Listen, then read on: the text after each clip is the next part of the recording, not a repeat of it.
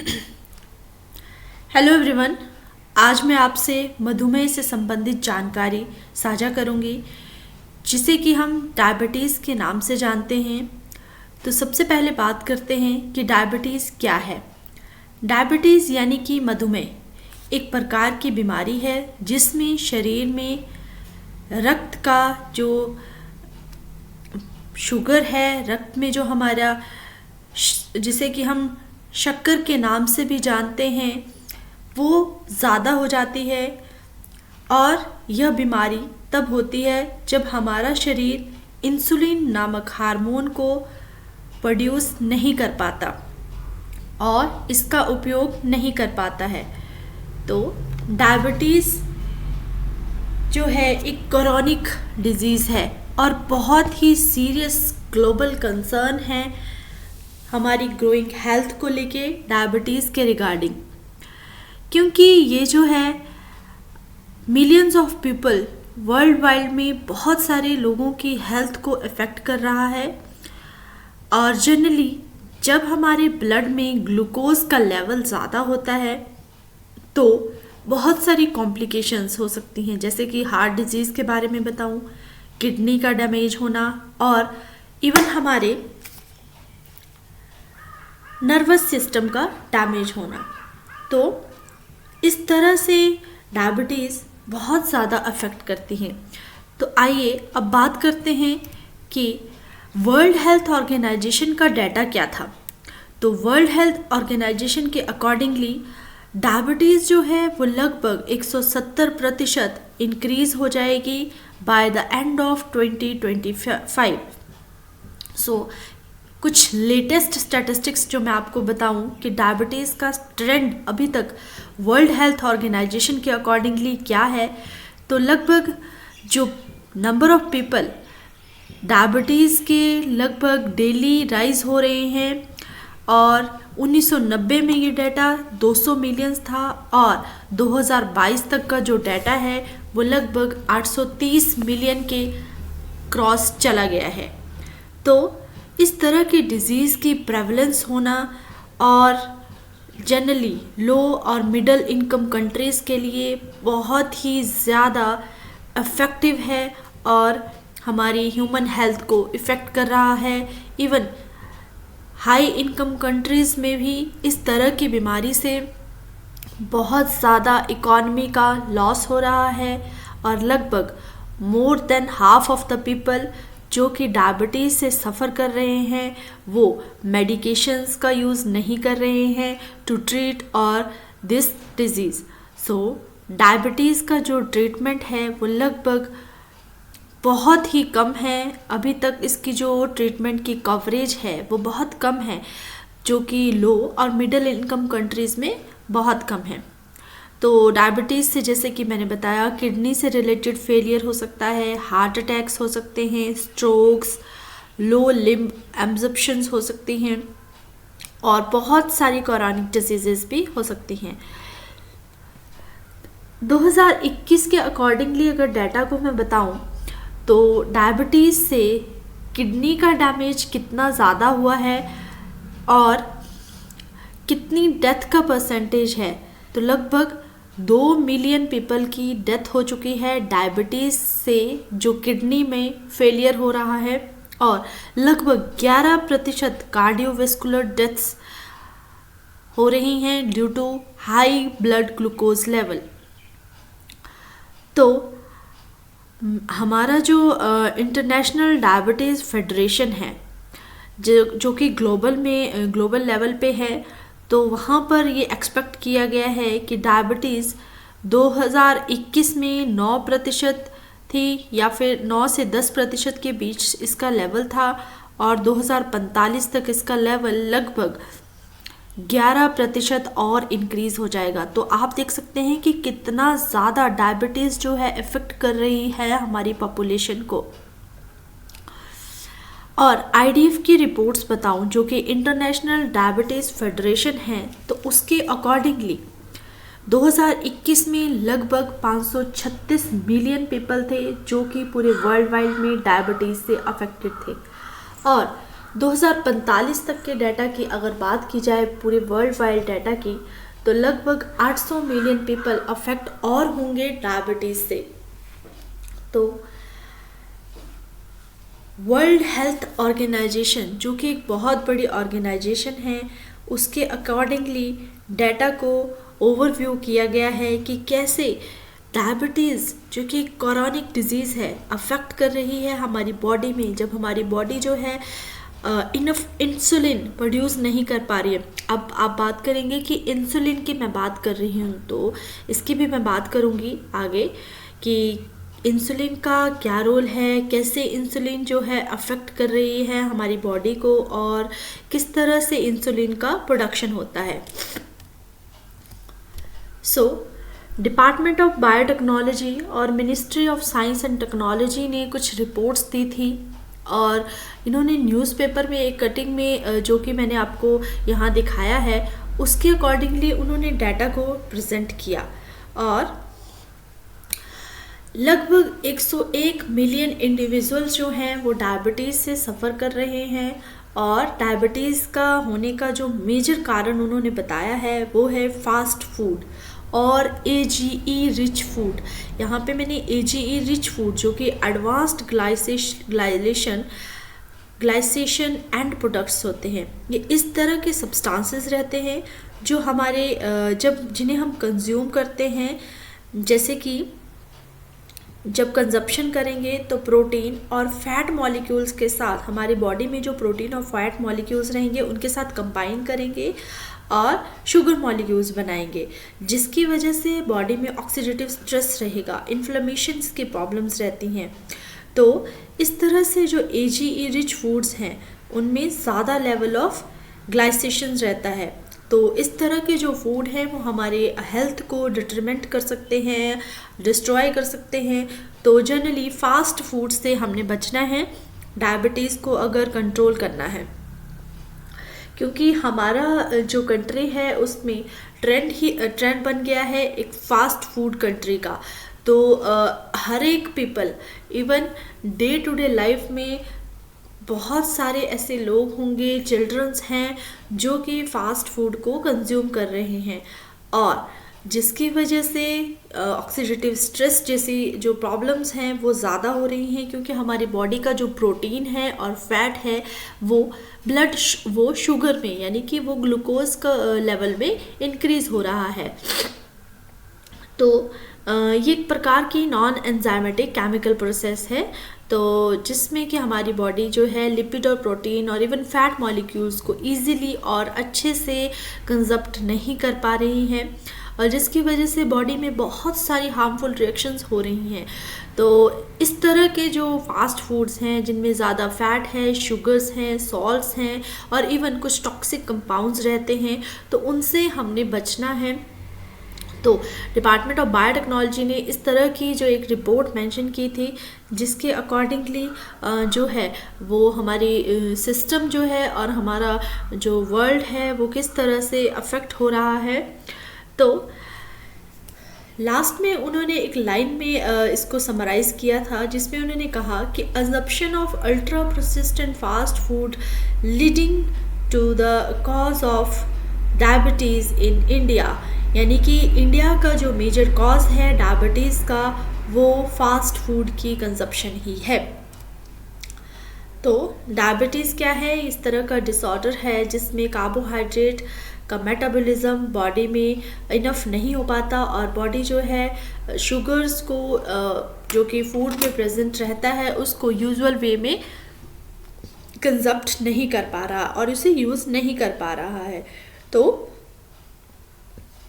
जिसकी वजह से बहुत ज़्यादा प्यास लगती है, जो कि डायबिटीज़ के कुछ साइंस रहते हैं, और यूरिनेशन की प्रॉब्लम ज़्यादा रहती है, वेट लॉस होना, और बॉडी बहुत थकान महसूस करती है। और जल्दी से जल्दी अगर आपको कोई, मान लीजिए कोई भी वुंड है या फिर कहीं पे आपको इंजरी हुई है, तो वो जो है एकदम से ठीक नहीं हो पाती, यानी कि बॉडी का जो पोटाशियम के लेवल है वो भी कम हो जाता है और बॉडी जो है एकदम वीक फील करना शुरू करती है।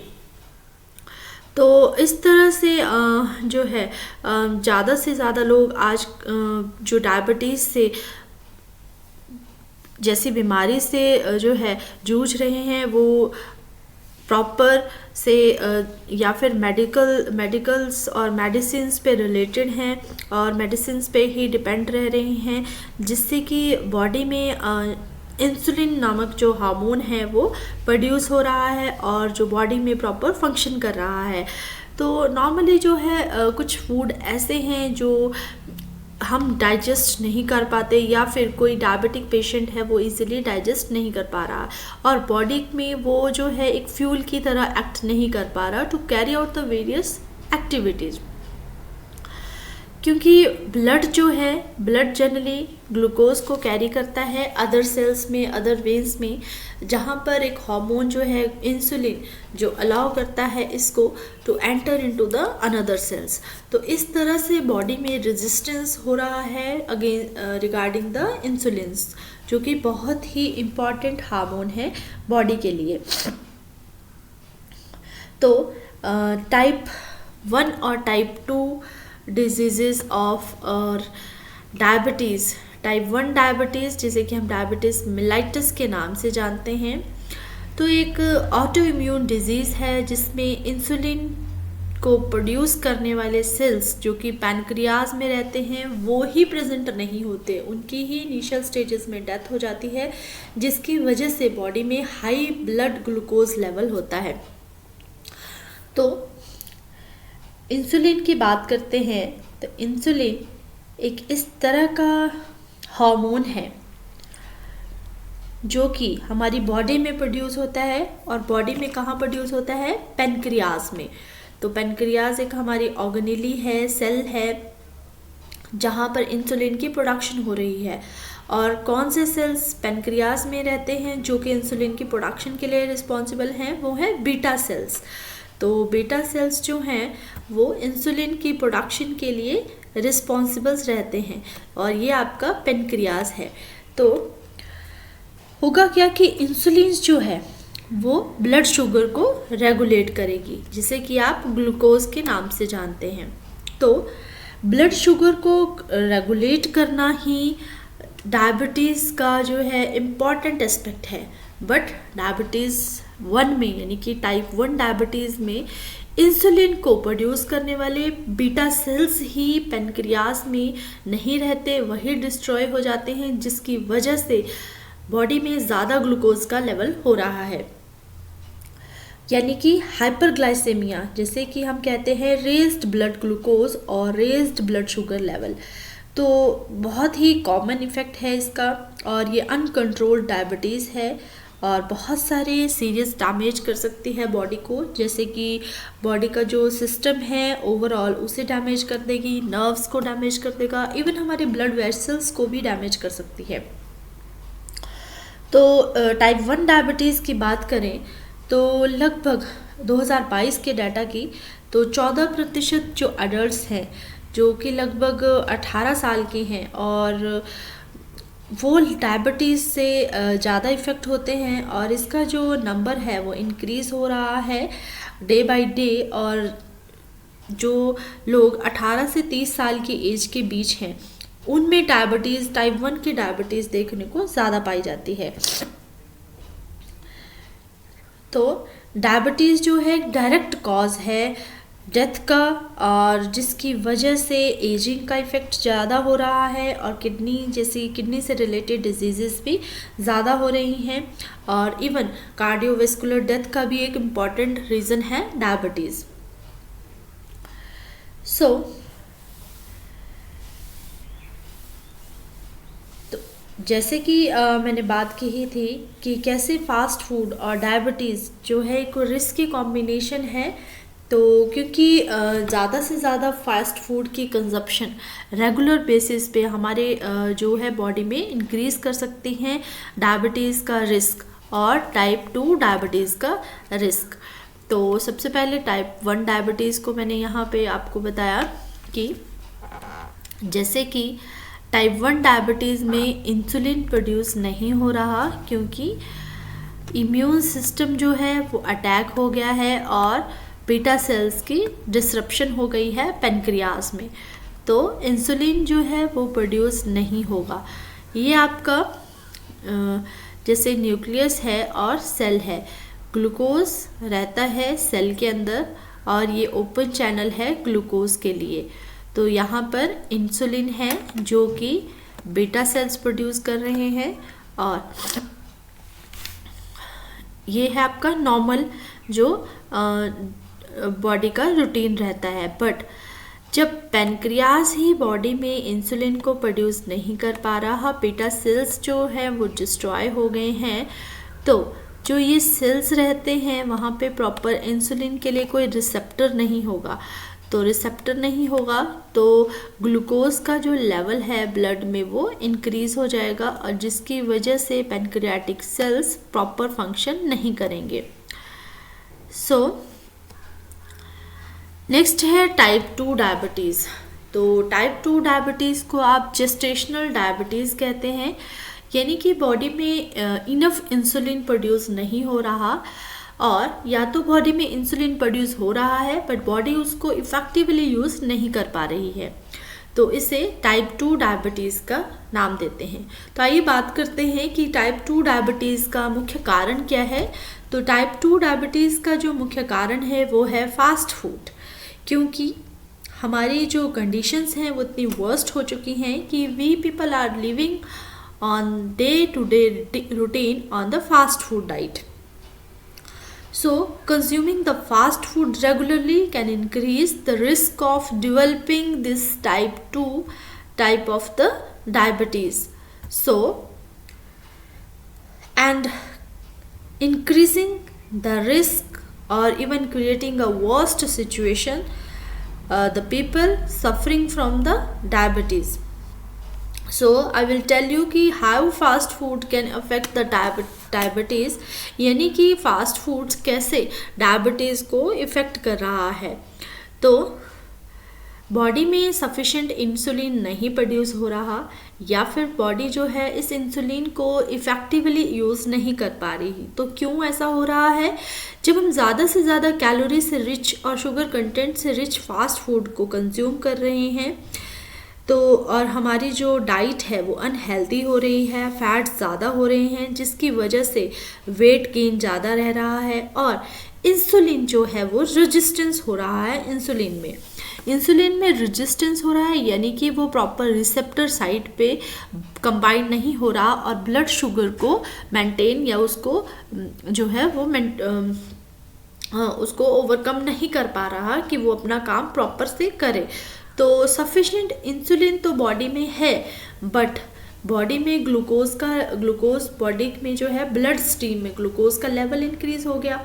ठीक है, वो क्यों इंक्रीज हुआ? वो हुआ आपका फास्ट फूड से, जिसकी वजह से मसल्स जो हैं वो अनेबल होंगी कि वो ग्लूकोज को इफ़ेक्टिवली यूज़ करें, क्योंकि इंसुलिन में ही रेजिस्टेंस हो गया है।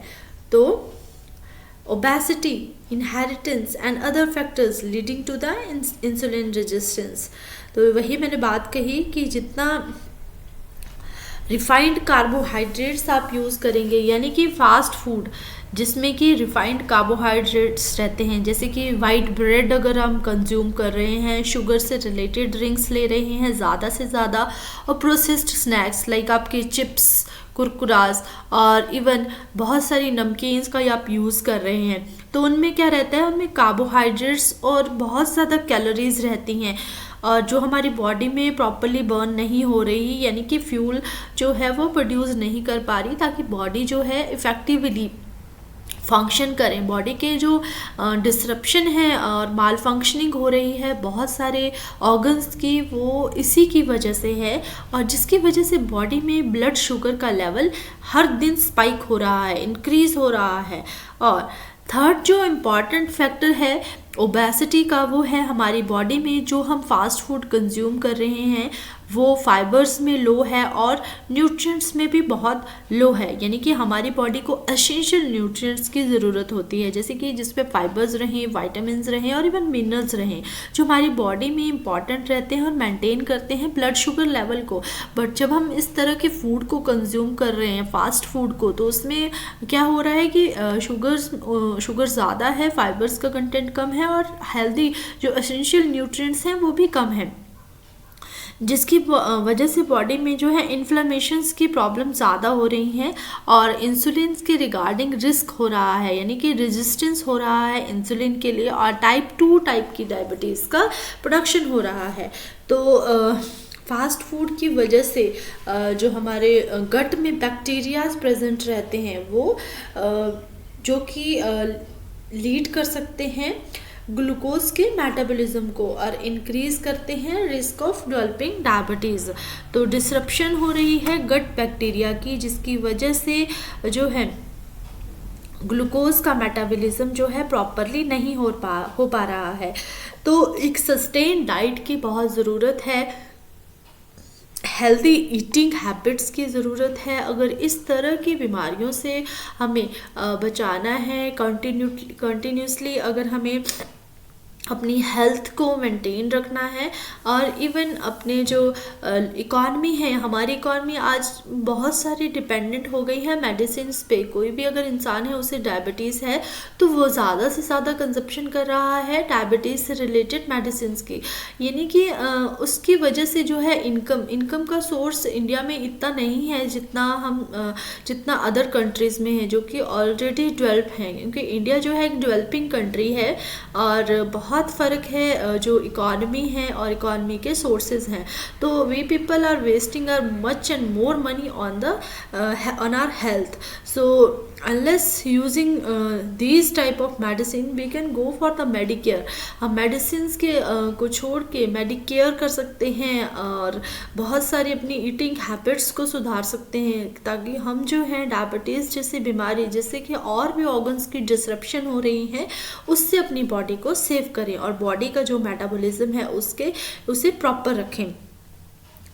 तो अमेरिकन जर्नल में एक स्टडी को पब्लिश किया गया था, क्लिनिकल न्यूट्रिशन है, तो वहाँ पे पाया गया कि फास्ट फूड जो है more than twice a week, ध्यान से सुनिए कि more than twice a week can increase the risk of developing type 2 diabetes by around 50%। यानी कि अगर हम फास्ट फूड को कंज्यूम कर रहे हैं हफ्ते में 2 बार या 2 से ज़्यादा टाइम, तो हमारी बॉडी में टाइप 2 डायबिटीज़ होने का खतरा बहुत ज़्यादा रहता है।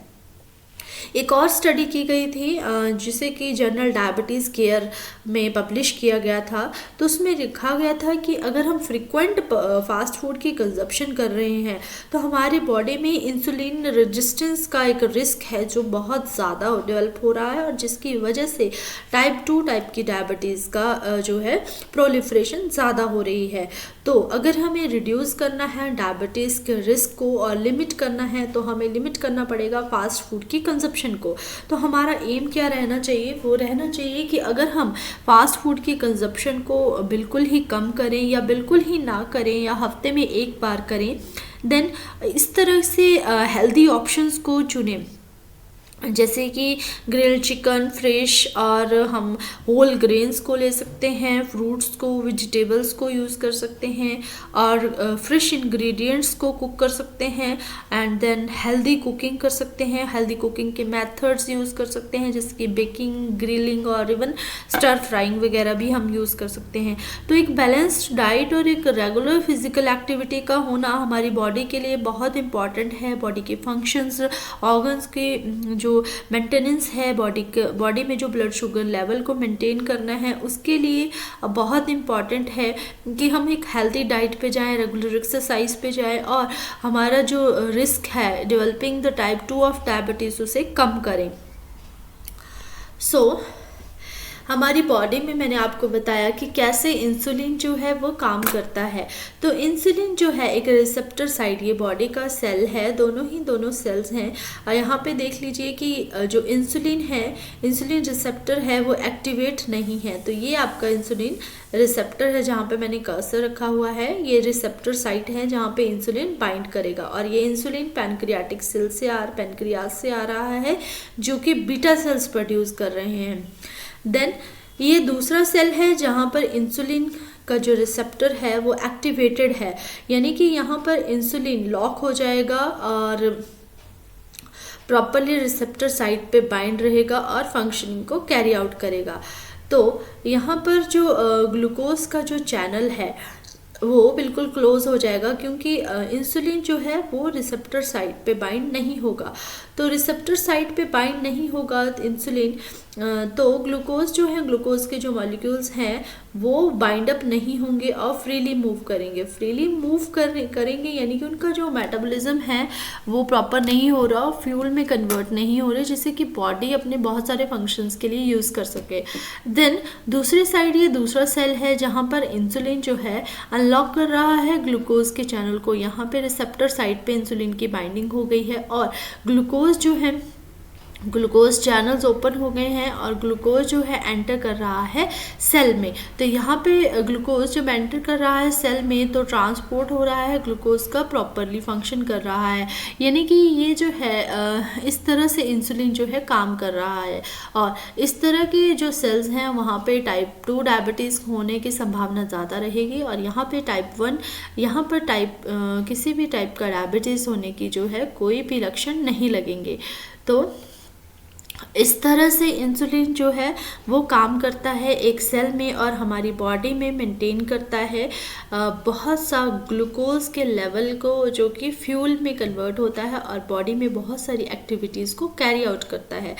तो आज हमारे जो इंडिया है, इंडिया की जो मेजर पॉपुलेशंस का मेन इशू ही है हेल्थ से रिलेटेड, और हेल्थ में सबसे इम्पॉर्टेंट डिजीज़ इम्पॉर्टेंट रहता है डायबिटीज़। तो इसलिए मैंने आपसे डायबिटीज़ के बारे में पूरे विस्तार से बात की है।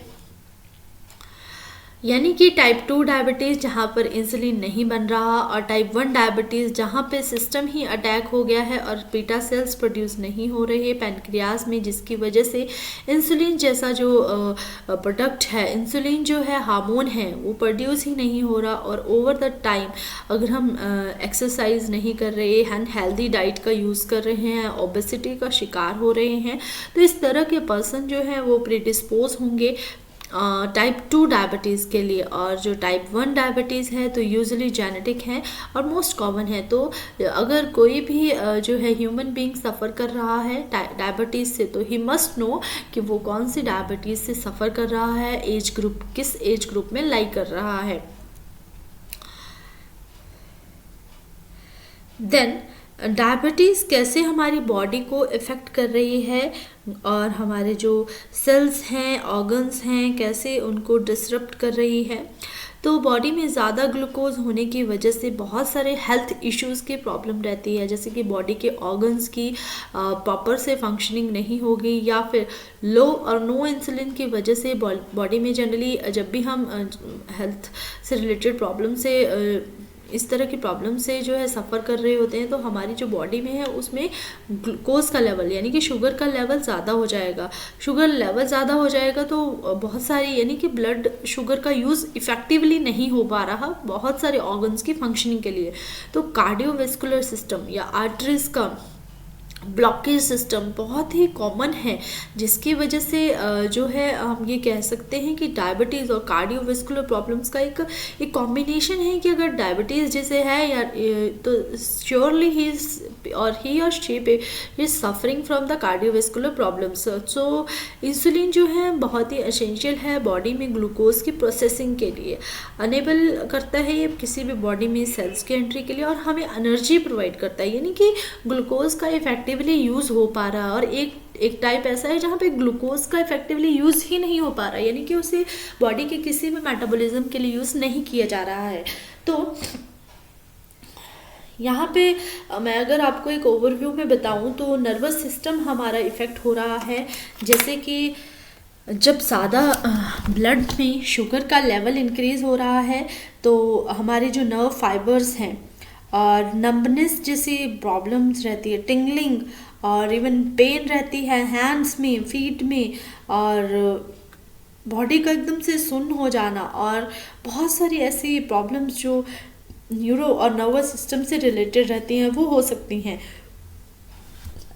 एंड सेकेंडली अगर मैं बताऊं तो इस तरह की बीमारी से जो है हमारी बॉडी सफ़र करती है, स्पेशली डाइजेशन से रिलेटेड प्रॉब्लम में, यानी कि बाउल मूवमेंट प्रॉपर नहीं होगी और बॉडी में जो है जब ज़्यादा से ज़्यादा जो है ग्लूकोज रहेगा, फाइबर्स का लेवल कम रहेगा, तो बाउल मूवमेंट प्रॉपर नहीं होगी, प्रॉपर डाइजेशन नहीं होगा, और ब्लड शुगर का रेगुलेशन प्रॉपर न होने की वजह से जो है न्यूरो से रिलेटेड और आप कह सकते हैं ऑटोनॉमिक नर्व से रिलेटेड बहुत सारी प्रॉब्लम से सफ़र करना पड़ेगा। और इवन सम सर्कुलेटरी सिस्टम्स जो है हमारा इफ़ेक्ट होता है, जैसे कि डायबिटीज़ से की वजह से, जैसे मैंने बताया कि कार्डियोवैस्कुलर प्रॉब्लम्स का होना बहुत ही जो है रिस्की है, यानी कि हार्ट से रिलेटेड रिस्क, स्ट्रोक्स और हमारी इवन आर्टरी से रिलेटेड रिस्क बहुत ज़्यादा रहते हैं, और हमारी ब्लड वेसल्स को भी डैमेज कर सकते हैं, जिसकी वजह से जो ऑर्गन्स की माल फंक्शनिंग हो रही है या डिसफंक्शनिंग हो रही है वो बहुत ही कॉमन रहती है शुगर की वजह से, और जैसे कि आप डायबिटीज़ कहते हैं। सिम्टम्स जैसे कि मैंने बताया, अगर इनिशियल जो सिम्टम्स रहते हैं वो ज़्यादा प्यास लगना, ज़्यादा वॉशरूम जाना, और इवन नाइट में भी एक्सट्रीम टायर्डनेस को फील करना, वेट लॉस होना, डायबिटीज़ का एक बहुत ही इम्पॉर्टेंट एस्पेक्ट है कि डायबिटीज़ की वजह से वेट लॉस रहता है, इवन जेनिटल इचिंग की प्रॉब्लम, और रेगुलर जो है रहती है थ्रश, और इवन ब्लड विज़न। तो ब्लड विज़न में आइज से रिलेटेड प्रॉब्लम्स, क्योंकि हमारी जब ब्लड वेसल्स को, रेटिना को जो है वो डिसरप्ट करेगा, उसकी वजह से विज़न का लॉस होना, इवन ब्लाइंडनेस का होना बहुत ही जो है वो संभव है इसकी वजह से। और इवन हमारी बॉडी में जो है जैसे कि मैकुला रहता है, मैकुला जो है एक रेटिना का पार्ट है जहाँ पर विज़न का लॉस हो सकता है, और कैटारेक्ट्स जैसी प्रॉब्लम्स हो सकती है, यानी कि जो लेंस हैं, आई लेंस हैं, उसमें धुंधलापन आना हो सकता है। देन अल्सर से रिलेटेड प्रॉब्लम्स रह सकती है, फुट अल्सर जिसे हम कहते हैं, या फिर मैंने पेन बताया आपको, जैसे फीट में पेन होना, और इवन ब्लड शुगर लेवल का अगर ज़्यादा रिस्क है तो स्किन से रिलेटेड प्रॉब्लम जैसे कि बैक्टीरियल प्रॉब्लम्स, फंगल इन्फेक्शंस हो सकते हैं, और वुंड की हीलिंग जो है वो प्रॉपर नहीं होगी। इवन कुछ केसेस में क्या होता है कि टाइप 1 डायबिटीज़ की वजह से डायरिया की जो प्रॉब्लम है वो ज़्यादा होती है, और कॉन्स्टिपेशन की जो प्रॉब्लम है वो टाइप 2 डायबिटीज़ से रहती है। तो दोनों में क्या डिफरेंस है कि डायरिया होगा, एक में डायरिया की प्रॉब्लम रहेगी, एक में कॉन्स्टिपेशन की। तो डायरिया की प्रॉब्लम रहेगी टाइप 1 डायबिटीज़ से जो पीपल सफ़र कर रही हैं, और कॉन्स्टिपेशन की जो प्रॉब्लम है वो टाइप 2 पीपल जो है, यानी कि टाइप 2 डायबिटीज़ जिन्हें है वो सफ़र करेंगे।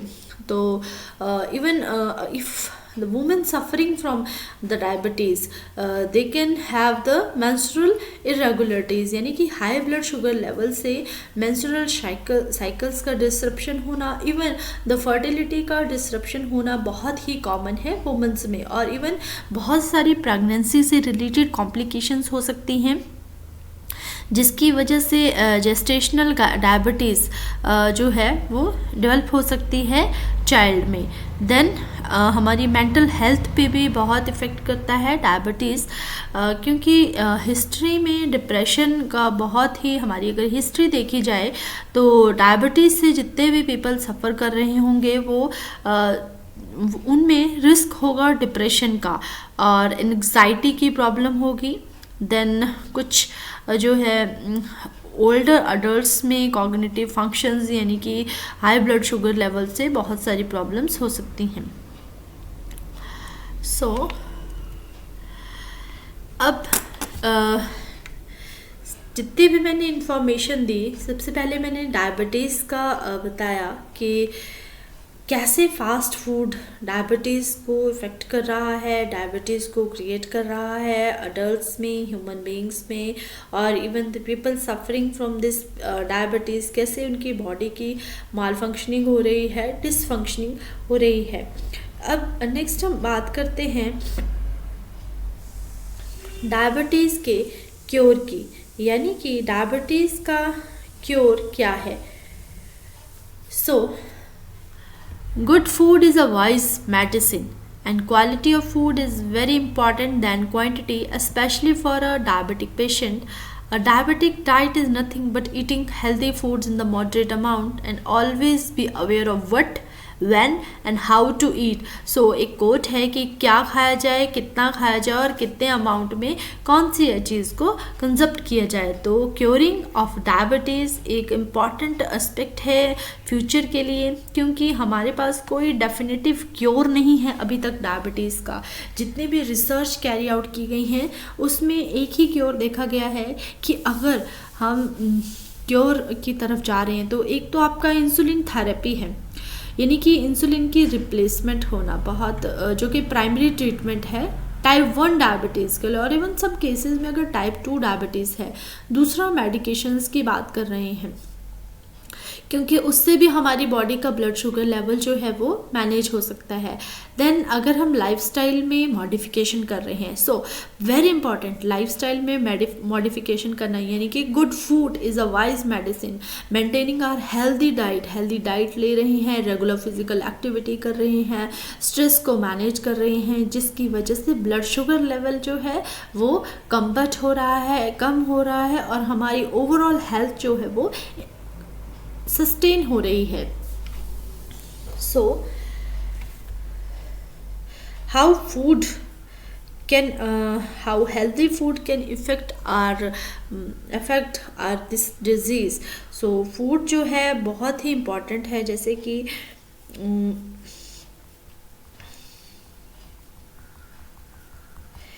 कैसे एक जो है आप बोल सकते हैं कि एक फ़ास्ट फूड, जैसे मैंने बताया कि कैसे इफ़ेक्ट कर रहा है हमारी बॉडीज़ को। तो बहुत ही इम्पॉर्टेंट कॉम्बिनेशन है फास्ट फूड का और डायबिटीज़ का, क्योंकि हमारी बॉडी को अगर मैनेज करना है, उसके ब्लड शुगर लेवल को मैनेज करना है, डायबिटीज़ को मैनेज करना है, तो फूड एक बहुत ही इम्पॉर्टेंट और क्रूशियल रोल प्ले करता है।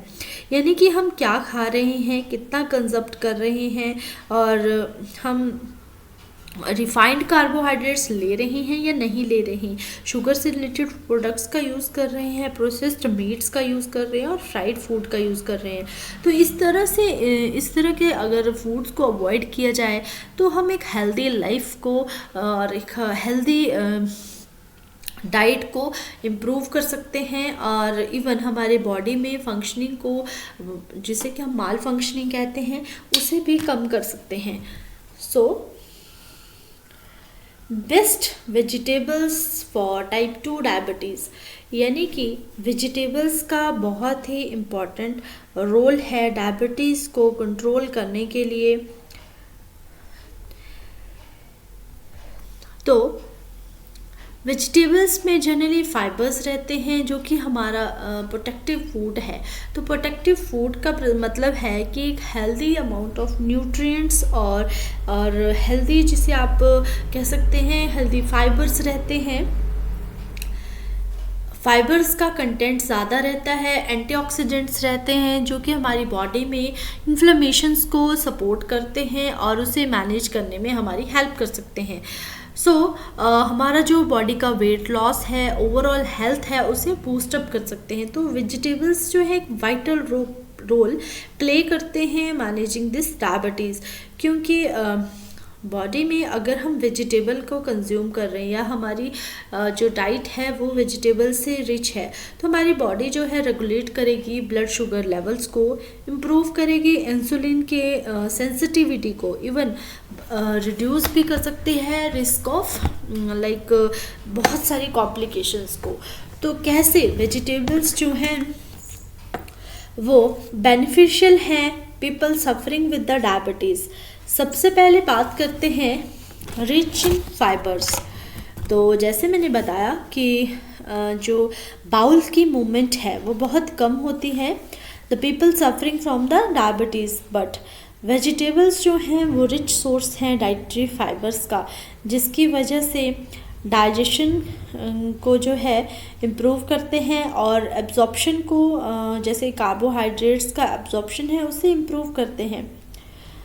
देन हमारी बॉडी में जो ब्लड शुगर लेवल है उसको स्पाइक होने से यानी कि उसको राइज होने से कम करेंगे। तो इस तरह से फाइबर्स जो हैं वो इम्पॉर्टेंट रोल प्ले करते हैं फॉर बाउल मूवमेंट के लिए और ब्लड शुगर लेवल को कम करने के लिए। Then rich in antioxidants, vegetables generally antioxidants में रिच होते हैं, जैसे कि विटामिन सी, विटामिन ई, जिससे हमारी बॉडी में ऑक्सीडेटिव स्ट्रेस हो सकता है बहुत सारी वजह से और इवन ब्लड शुगर लेवल की वजह से। तो इन्फ्लेमेशन की प्रॉब्लम ज़्यादा रहती हैं। तो अगर हम एक हेल्दी डाइट को ले रहे हैं जिसमें कि एंटीऑक्सीडेंट्स अच्छी मात्रा में हैं जो कि वेजिटेबल्स में भरपूर पाए जाते हैं, तो इस तरह से हम इम्प्रूव कर सकते हैं अपनी डाइट को फॉर डायबिटीज़ के कंट्रोल के लिए। डायबिटीज़ का कंट्रोल मिनरल से किया जा सकता है, जैसे कि पोटाशियम, मैग्नीशियम, क्रोमियम और बहुत सारे ऐसे एसेंशियल आप कह सकते हैं मिनरल्स होते हैं जो हमारी बॉडी में ब्लड शुगर लेवल को रेगुलेट करते हैं, मेंटेन करते हैं।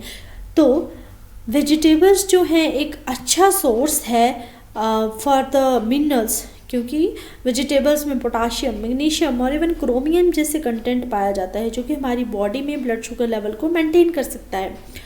तो देखिए इस तरह से अगर हम वेजिटेबल को कंज्यूम कर रहे हैं तो हमें कितने फ़ायदे हैं। इवन हम अपने बॉडी को किस तरह से सस्टेन कर सकते हैं, एक सस्टेनेबल हेल्थ ले सकते हैं, क्योंकि एक मेडिसिन्स को यूज़ करना is not a wise thing. अगर हम मेडिसिन्स को यूज़ कर रहे हैं अपनी डे टू डे लाइफ में for each and every problem, so that is not good.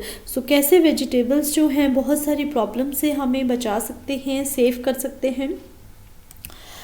Then low carb vegetables for diabetics, यहाँ पे कुछ वेजिटेबल्स बताई गई हैं जैसे कि एस्पैरागस, जिसे कि हम शतावरी के नाम से जानते हैं, बहुत ही इंपॉर्टेंट वेजिटेबल है क्योंकि इसमें कार्बोहाइड्रेट का कंटेंट बिल्कुल भी नहीं होता है। देन ब्रोकली जो कि एक अमर्जिंग वेजिटेबल है, एंड देन ब्रुसेल्स स्प्राउट्स जो कैबेज की तरह, जिसे हम मिनी कैबेज के नाम से जानते हैं। Then cabbage, cauliflower, even celery, celery एक हर्ब है और इवन एक वेजिटेबल है जिसके लीव्स में जो है कार्बोहाइड्रेट का कंटेंट बिल्कुल भी नहीं पाया जाता और एसेंशियल मिनरल्स जो हैं बहुत ज़्यादा पाए जाते हैं। तो इस तरह से बॉडी में ब्लड शुगर लेवल को मेंटेन कर सकता है। देन कुकुम्बर, कुकुम्बर में बहुत ज़्यादा जो है वो आपका वाटर का कंटेंट रहता है, रिच सोर्स है एंटीऑक्सीडेंट्स का।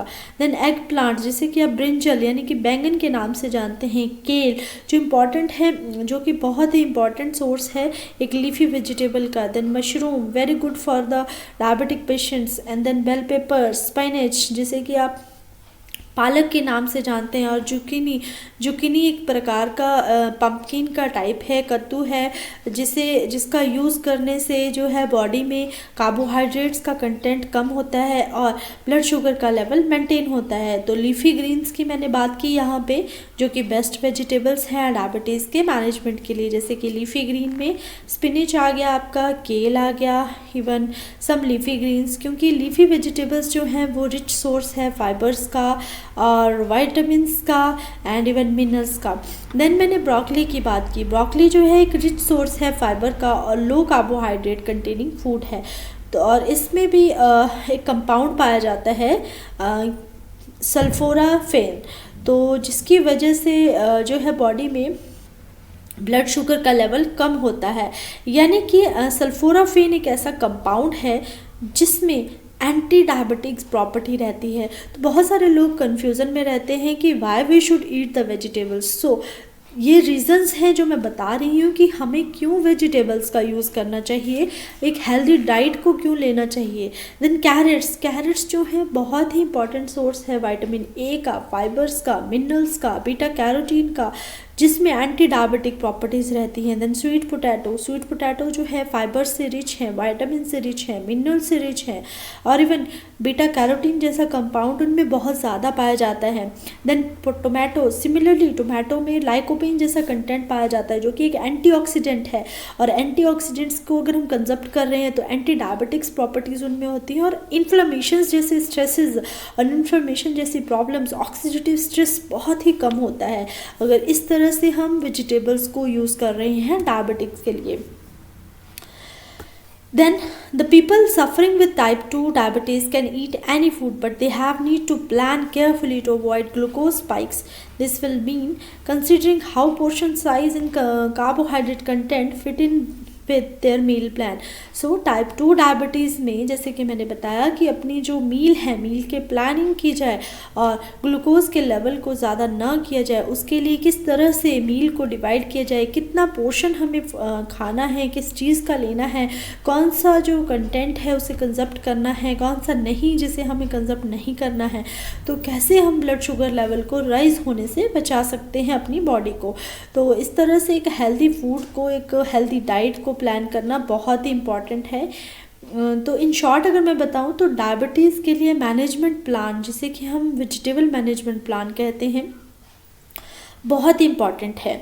तो एटलीस्ट 5 बार हमें अपनी डाइट में एवरी डे 5 सर्विंग्स वेजिटेबल्स की इम्प्रूव होनी चाहिए, और वेजिटेबल्स में कंसिड्रेशन करनी चाहिए उस तरह की वेजिटेबल्स की जो कि रिच हों, आपके न्यूट्रिएंट्स से, कलर्ड वेजिटेबल्स हों, लीफी वेजिटेबल्स हों, और ऐसी वेजिटेबल्स जिनमें कार्बोहाइड्रेट का कंटेंट बिल्कुल भी ना हो और बिल्कुल कम हो।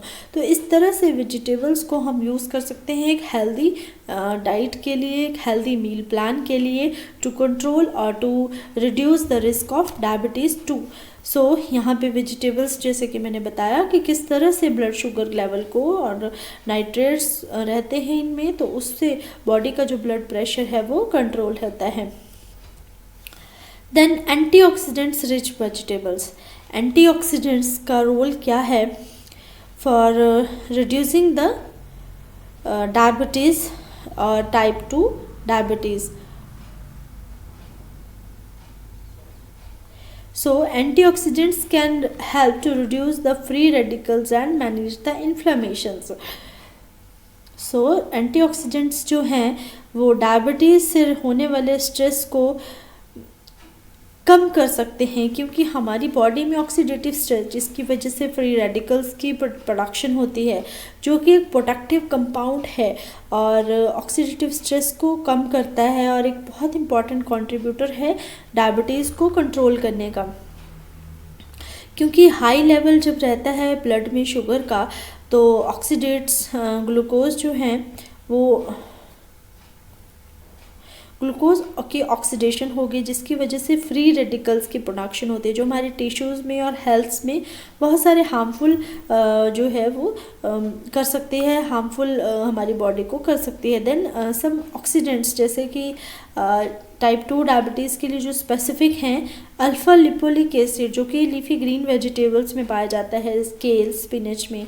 देन एन एसिटाइल सिस्टीन जैसे जो कि आपका एलियम वेजिटेबल जैसे कि अनियन, गार्लिक में पाया जाता है। Then vitamin C rich food जैसे सिट्रस फ्रूट्स, रेड और ग्रीन पेपर्स, बेल पेपर की बात करें, स्ट्रॉबेरी की बात करें, ब्रोकलीज की बात करें, तो इनमें इस तरह के एंटीऑक्सीडेंट्स पाए जाते हैं जो हमारी बॉडी में ऑक्सीडेटिव स्ट्रेस को कम कर सकते हैं और इंसुलिन की सेंसिटिविटी को इम्प्रूव कर सकते हैं, और ग्लूकोज को इजी कर सकते हैं to enter into the cell to cell, और हमारे जो बॉडी है उसको प्रोटेक्ट कर सकते हैं अगेंस्ट द इन्फ्लेमेशन और डायबिटीज़ से रिलेटेड कॉम्प्लिकेशंस के लिए।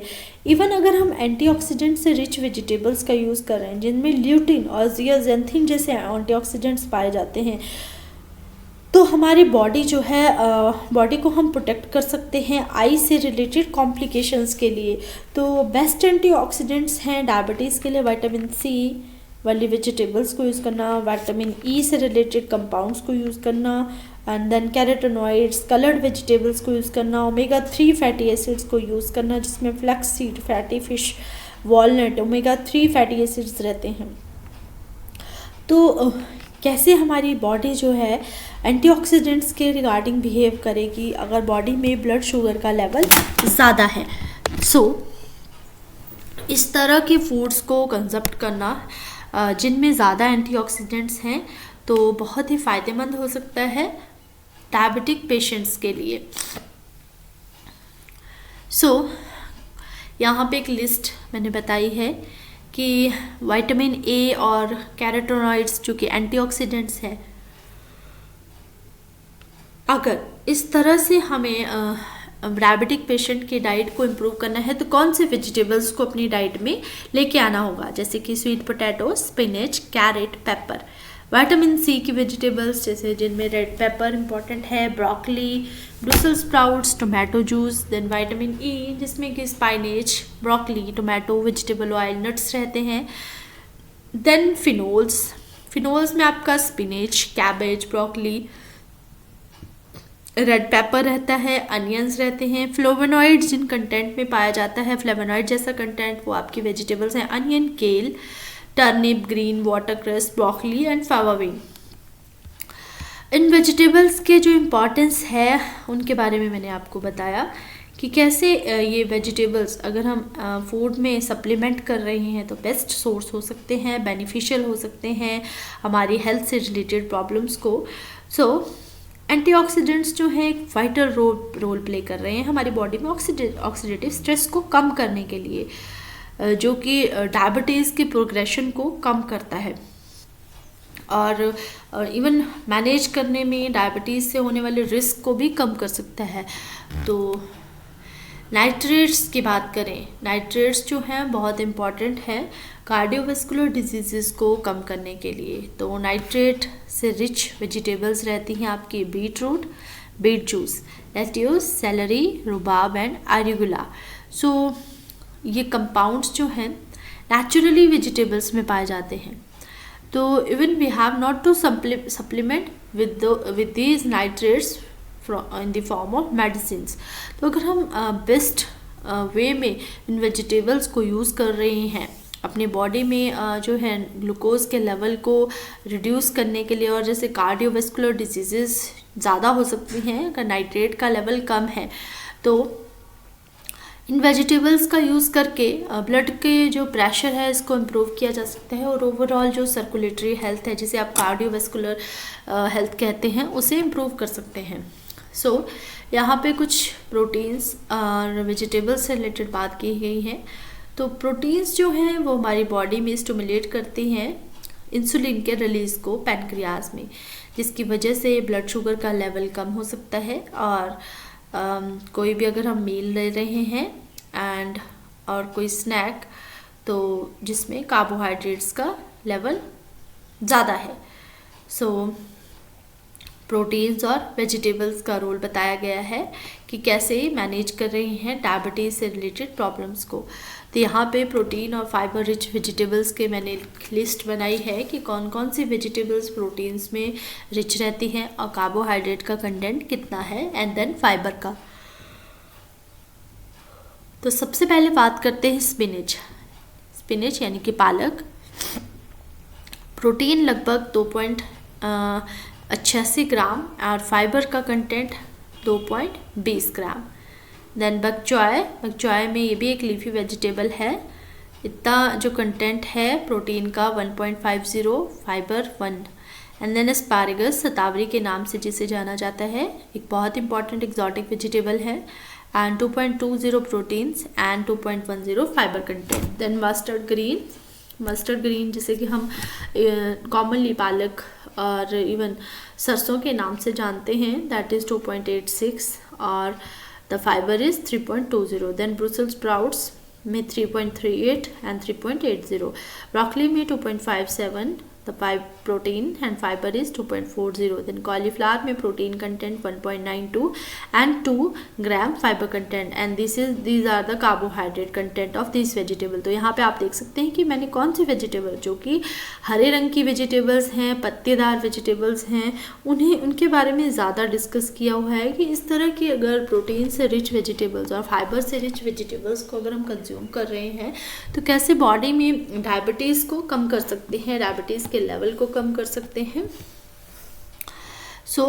यही एक मेन रीज़न है कि हमें वेजिटेबल्स को चूज़ करना है, लो कैलोरी ऑप्शन को अपनाना है और एक हेल्दी डाइट को इम्प्रूव करना है और इस तरह की डाइट लेनी है जिसमें ग्लाइसेमिक इंडेक्स, जिसमें कि ब्लड में जो ग्लूकोज का लेवल है वो ज़्यादा राइज अप ना हो और कंट्रोल्ड रहे। तो इसीलिए हमें वेजिटेबल्स का यूज़ करना है, क्योंकि वेजिटेबल्स जो है प्रोटेक्टिव फूड है। प्रोटेक्टिव फूड का मतलब हर तरह की बीमारी से लड़ने की क्षमता है, क्योंकि जो वेजिटेबल्स हैं उनमें न्यूट्रिएंट्स, वाइटामिन्स, मिनरल्स और एंटीऑक्सीडेंट्स और इवन फाइबर रिच कंटेंट पाया जाता है। So higher intake of fruits, especially berries, green leafy vegetables, yellow vegetables, cruciferous vegetables, or their fiber associated with a lower risk of type 2 diabetes. मैंने बात की specially berries की और green vegetables की, जो कि बॉडी में टाइप 2 जैसी डायबिटीज़ को कम कर सकते हैं। तो यहाँ पे एक नॉर्मल ब्लड ग्लूकोज को बताया गया है और यहाँ पे ग्लूकोज का लेवल जब राइज हो रहा है, जब ग्लूकोज जो है यूज़ नहीं हो रहा, इंसुलिन जो है प्रॉपर बाइंड अप नहीं हो रहा है, प्रॉपर फंक्शनिंग नहीं कर रहा, तो कैसे ब्लड में हाई ब्लड ग्लूकोज लेवल हो रहा है। दोनों पिक्चर्स में यही डिफाइन किया गया है।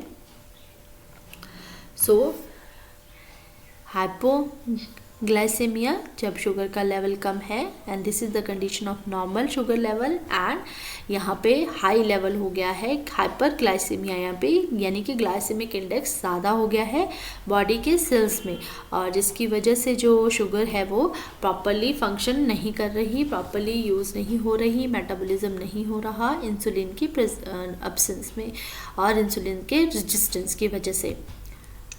बहुत सारी कॉम्प्लिकेशंस कर सकता है, जैसे कि high blood pressure, high blood cholesterol and high blood sugar level. इसकी वजह से बॉडी की जो ब्लड वेसल्स हैं उनका डैमेज होना बहुत ही निश्चय रहता है। मैंने बताया कि going back to the healthier diets that our forefathers ate, हमें उसी डाइट पे जाना होगा जो कि हमारे पूर्वज पहले से लेते थे, यानी कि अच्छी डाइट का होना बहुत ही इम्पॉर्टेंट है हमारी हेल्दी लाइफ स्टाइल के लिए। टॉप 10 वेजिटेबल्स बताई गई हैं जो कि डायबिटीज़ के लिए बहुत ही इम्पॉर्टेंट है। सबसे पहले वेजिटेबल की बात करें, ओकरा बहुत इंपॉर्टेंट वेजिटेबल है। क्यों? क्योंकि इसमें विटामिन सी का कंटेंट, विटामिन बी का कंटेंट ज़्यादा होता है, फोलिक एसिड जैसा कंटेंट, कैल्शियम बहुत ज़्यादा कंटेंट में पाया जाता है।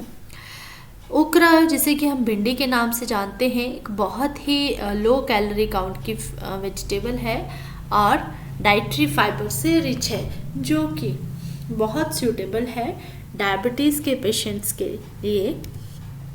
Then second is bottle gourd, जिसे कि घिया के नाम से जाना जाता है। बहुत इम्पॉर्टेंट वेजिटेबल है क्योंकि फाइबर्स इसमें कम रहता है और जो फैट का कंटेंट है, फाइबर ज़्यादा रहता है और फैट का जो कंटेंट है वो कम रहता है। तो इस तरह की वेजिटेबल्स को हम अगर डे टू डे रूटीन में यूज़ कर रहे हैं तो बॉडी में ग्लूकोज के लेवल को मेंटेन कर सकते हैं। Then next vegetable is bitter gourd. Bitter gourd के बहुत सारे हेल्थ बेनिफिट्स हैं, जैसे कि इसमें एक चैरेटिन नाम का कंटेंट पाया जाता है जो कि फाइटोन्यूट्रिएंट है, जिसका जो इम्पॉर्टेंट रोल है वो ब्लड शुगर लेवल को कम करने में है, क्योंकि ये इंसुलिन की सेंसिटिविटी को इम्प्रूव करता है। वेरी इम्पॉर्टेंट बिटर गॉर्ड, करेला जिसे जाना जाता है, और इससे हम जो है इसके पाउडर फॉर्म में भी ले सकते हैं, इवन जूस ले सकते हैं, करेला जूस, और एज ए वेजिटेबल भी इसे यूज़ कर सकते हैं। देन एशकॉर्ड, पेठा के नाम से जाना जाता है, बहुत ही न्यूट्रिएंट रिच वेजिटेबल है for lowering the blood sugar level. Then raw banana important है डायबिटीज़ के लिए, क्योंकि बहुत इंपॉर्टेंट सोर्स है विटामिन B6 का, और बहुत सारे न्यूट्रिएंट्स प्रोवाइड करते हैं जो कि ब्लड शुगर लेवल को कंट्रोल करते हैं और डायबिटीज़ के रिस्क को कम करते हैं। देन क्लस्टर बीन जिसे कि ग्वार के नाम से जाना जाता है, इसमें बहुत ही कम कैलोरीज पाई जाती हैं और फाइबर्स का कंटेंट ज़्यादा रहता है, मिनरल्स का, प्रोटीन्स का, इवन प्रोटीन्स का। सो इम्पॉर्टेंट है डायबिटिक पेशेंट्स के लिए, क्योंकि फाइबर का कंटेंट ज़्यादा होने की वजह से ग्लाइसेमिक इंडेक्स को कम करता है। देन कैप्सिकम में कैप्साइसिन जैसा कंटेंट पाया जाता है, जो कि कैप्सेंथिन पाया जाता है, जो कि आई साइट को इम्प्रूव करता है, कैटरेक्ट्स जैसी प्रॉब्लम्स को कम करता है।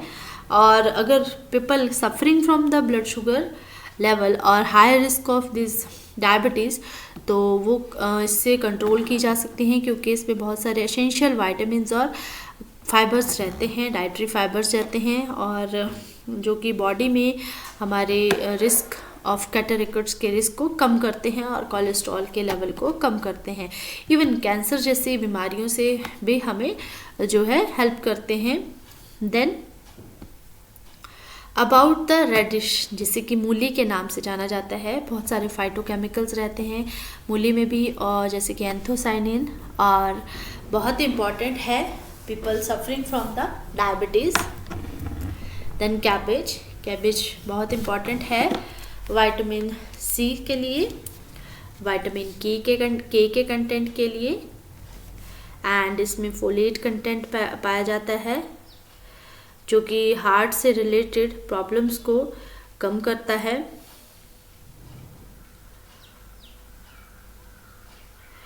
एंड ब्लड शुगर लेवल को कंट्रोल करता है, क्योंकि इसमें इनसॉल्युबल फाइबर्स का कंटेंट बहुत ज़्यादा पाया जाता है, जो कि हार्ट से रिलेटेड प्रॉब्लम्स को कम करता है।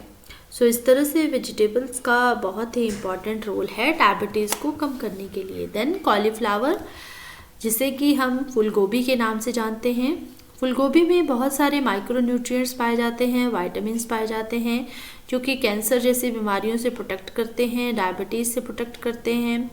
विटामिन सी का कंटेंट अच्छा होता है इसमें, विटामिन्स एंटीऑक्सीडेंट्स पाए जाते हैं, जो कि बॉडी में सेलुलर डैमेज को कंट्रोल करते हैं। सो वेजिटेबल्स का एक बहुत इम्पॉर्टेंट रोल है डायबिटीज़ को कंट्रोल करने के लिए, क्योंकि डाइट हमारी रिच होगी वेजिटेबल्स में, तो इंसुलिन की सेंसिटिविटी इम्प्रूव होगी और इन्फ्लेमेशन रिड्यूस होगी, जिसकी वजह से डायबिटीज़ से रिलेटेड कॉम्प्लिकेशंस कम हो सकती हैं। सो इस तरह से हम एक पोटेंशियल बेनिफिट ले सकते हैं हेल्दी डाइट्स, अगर हम अपनी जो है प्लान कर रहे हैं और ऑप्टिमल यूज़ कर रहे हैं वेजिटेबल्स का, जो कि रिच हैं बहुत सारे डाइटरी फाइबर्स में, फाइटोकेमिकल्स में और न्यूट्रिएंट्स में। So this is all about the diabetes and how to cure it, how to prevent the diabetes, और how to improve the sensitivity of insulin. So ये सारा का सारा important रोल था वेजिटेबल्स का with respect to the diabetes. सो एक healthy diet को अपनाएं, एक हेल्दी मील प्लान करें, रेगुलर एक्सरसाइज करें। यही सब चीज़ें अगर हम अपनी डे टू डे रूटीन में और लाइफ में कर रहे हैं, इम्प्रूव कर रहे हैं, लाइफस्टाइल को इम्प्रूव कर रहे हैं, और अपने जो फूड है, इस तरह का फूड जिसमें ज़्यादा कार्बोहाइड्रेट हैं, रिफाइंड कार्बोहाइड्रेट्स रहते हैं, उसे कम यूज़ कर रहे हैं या बिल्कुल भी यूज़ नहीं कर रहे, तो इस तरह से हम डायबिटीज़ से होने वाले इफ़ेक्ट्स से अपनी बॉडी को सेव कर सकते हैं। Thank you everyone.